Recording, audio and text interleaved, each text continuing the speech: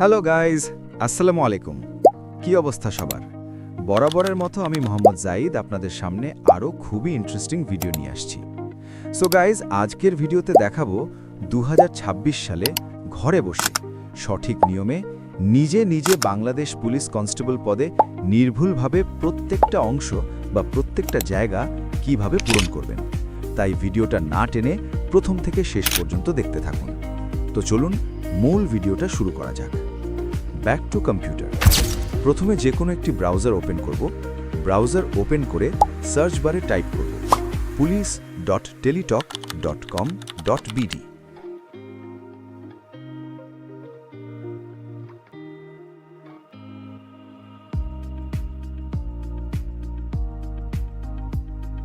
তারপর প্রথম যে সাইটটি আসবে ওইটাই ক্লিক করে দেবেন। ক্লিক করার পর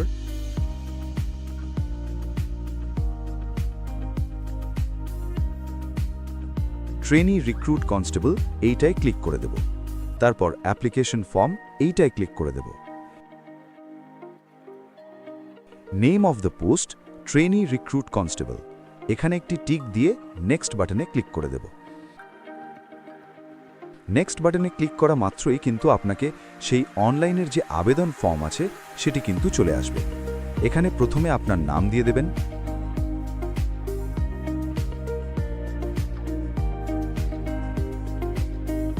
এরপর পিতার নাম এবং মাতার নাম দিয়ে দেবেন।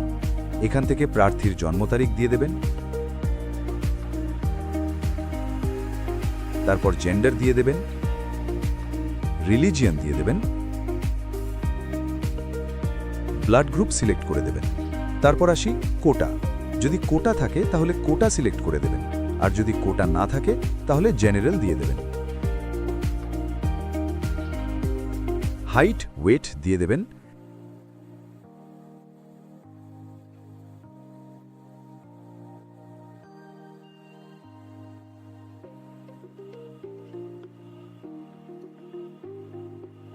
ন্যাশনালিটি বাংলাদেশি দেওয়া থাকবে। এরপর জন্ম নিবন্ধন ইয়েস দিয়ে 17 ডিজিটের নম্বরগুলো দিয়ে দেবেন।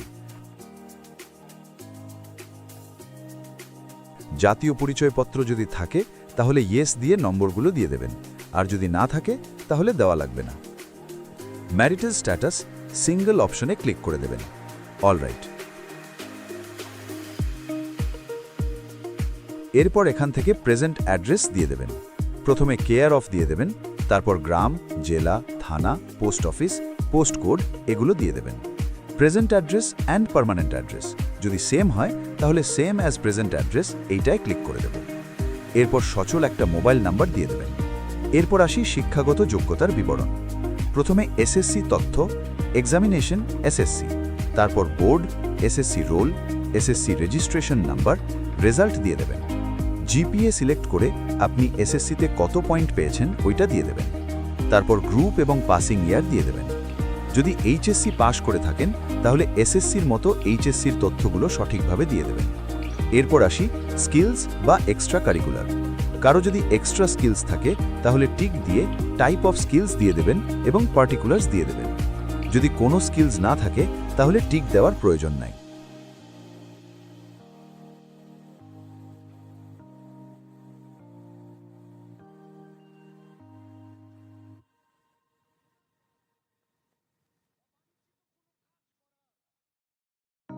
আমি সকল তথ্য দিয়ে আপনাদের মাঝে আবার আসছি। উপরে সকল তথ্য দেওয়া হলে এরপর ভ্যালিডেশন কোডটা ফাঁকা ঘরে দিয়ে দেবেন। তারপর টিক দিয়ে নেক্সট বাটনে ক্লিক করে দেবেন।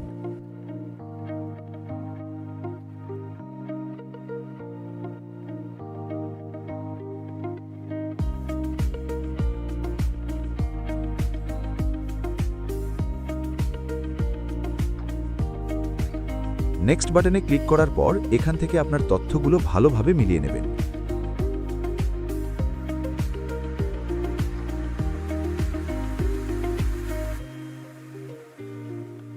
সবগুলো তথ্য সঠিক হলে নিচের দিকে দেখবেন ছবি এবং সিগনেচার চাচ্ছে। এখান থেকে আপনার ছবি এবং সিগনেচার দিয়ে দেবেন। ছবি রিসাইজ করতে সমস্যা হলে অবশ্যই কমেন্ট করে জানাবেন, ইনশাআল্লাহ সমাধান করার চেষ্টা করব। তারপর ছবি এবং সিগনেচার দিয়ে সাবমিট দ্য অ্যাপ্লিকেশন এইটায় ক্লিক করে দেবেন। সাবমিট অপশানে ক্লিক করলে দেখতে পারবেন আপনার আবেদন কপি চলে এসেছে।